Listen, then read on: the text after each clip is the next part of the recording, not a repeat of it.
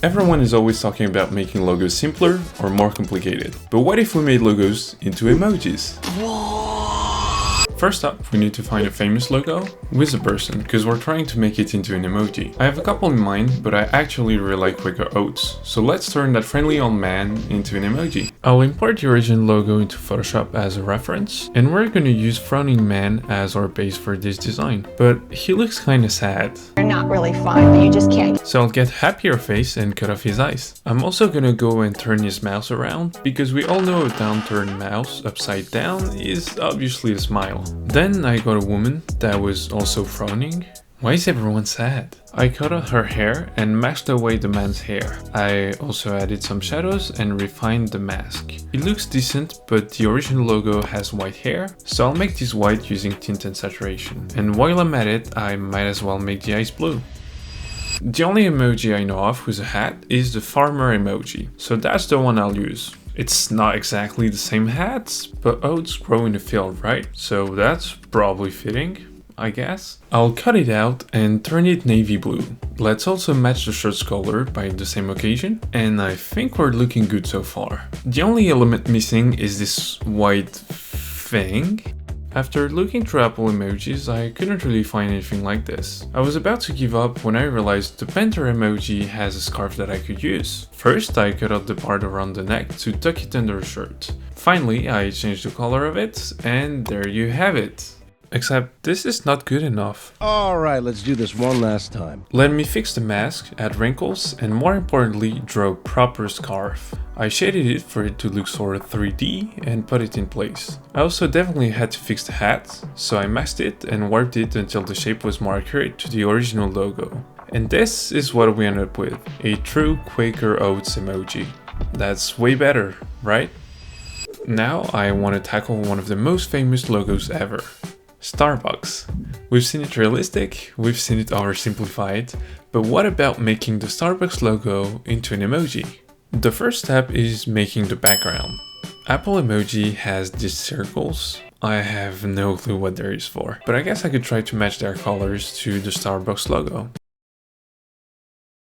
Instead, let's sample the color of the logo and try to recreate the circle. Shadows on the side, a little bit of shine on top, and I think that's very close. Next, I decided to make the crown, so I got the prince emoji and cut off his crown. Let's make a star and put it on top. Now obviously it looks like crap, but a gradient and a stroke will do the trick. Nice job, team. It's fun fact time. Did you know that in 2016, Starbucks was sued for underfilling their lattes by 25%? The lawsuit was later dismissed though. So were they underfilling their lattes and overcharging their customer for it? I don't know. But if you're getting coffee at Starbucks, you're being overcharged. Anyway, it doesn't matter, because much like Apple, their brand image allows them to sell you anything at any price. And in my opinion, it partly has to do with their logo, which by the way is gonna make a great emoji. For the face, I decided to go with the elf emoji, because her hair was the closest to what I think the Starbucks mermaid hair would look like. I got rid of her crown, and I decided to make a clean body from scratch just using the brush. I drew a body-like shape and added shadows. I drew some hair on top of it, and it's already looking way closer to the original logo. We still need to add the tails, so I'll get the mermaid emoji and cut them off. And in the meantime, I also want to take the shells from the mermaid emoji. I know it's not in the original logo, but I think it's a nice touch. And there you go, the Starbucks emoji.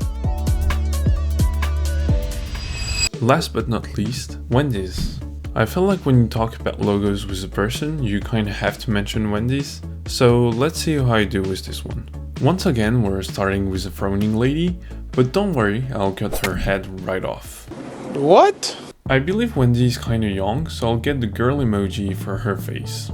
Next, I'll make her shirt white and blue using tint and saturation. And that's not great, so I'll fix that later. In the meantime, let's make her eyes black and her hair red. Wendy's has these little ribbons holding her pigtails, and lucky for me, there happens to be a ribbon emoji. Let's put them in here, and First thing first, we need to identify what's wrong with our initial design. I think the pigtails are too short. Wendy has these quite long and messy pigtails that I think are iconic, so we obviously need to do them justice in our emoji. I also think I messed up the shirt really bad. I'm not sure how it ended up looking this horrible, but I definitely have to do something about it. In order to fix the hair, let's draw some more to match the logo. I'll try to make the same 3D effect that the original emoji hair has, and I will also extend the pigtails. What the hell is even that? I will give them shadows and highlight as well. Now let's fix the ribbons. I'll position them properly, and this time I'll mask them properly too. It's finally time to fix the shirt. I'll get a color shirt from a factory worker and put it in place. Let me get rid of the welding stick and clean up the mask. Let's match the light blue color of the logo and add a white layer. Now I just have to mask away some of the white to make blue stripes appear. This time I made sure to properly draw the stripes so that they look good. I think this new shirt adds complexity and make the emoji look more real. I just want to add the button to the shirt to match the one on the original logo. And I think that's it. Here is the Wendy's emoji. And I think that's it for this video. If you want to watch another one, you can click right here, and I guess I'll see you later. Bye.